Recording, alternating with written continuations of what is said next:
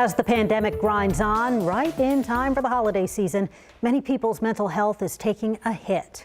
KVUE's Pamela Combe tells us about increased stress and anxiety and what we can all do to feel better. Almost 2 years after starting the pandemic, we thought things would get better. With vaccines rolling out and cases going down, we thought this would be the Christmas that would feel somewhat normal.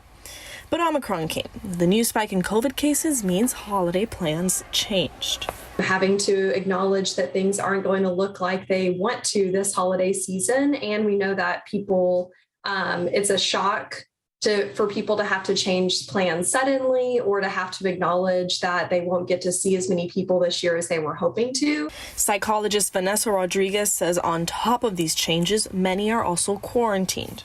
Where people have been feeling isolated, people have been feeling overwhelmed and stressed. Now the question is, what can we do to help with this added stress and anxiety? Getting enough rest, eating it regularly and eating healthy foods, making sure that you're getting alone time and getting some time outside, moving your body in a way that feels good for you, saying no to things that you truly don't have time for so that you can focus on what really is important to you. These are things you've probably heard before, and you might not think they make much of a difference, but they do.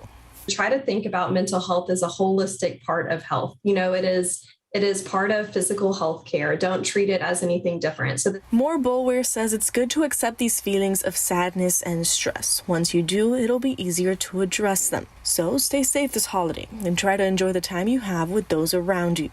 In Austin, Pamela Combe, KVUE News. And for those who are having a hard time and need to talk to someone, head over to KVUE.com. We have a list of resources for everyone in need.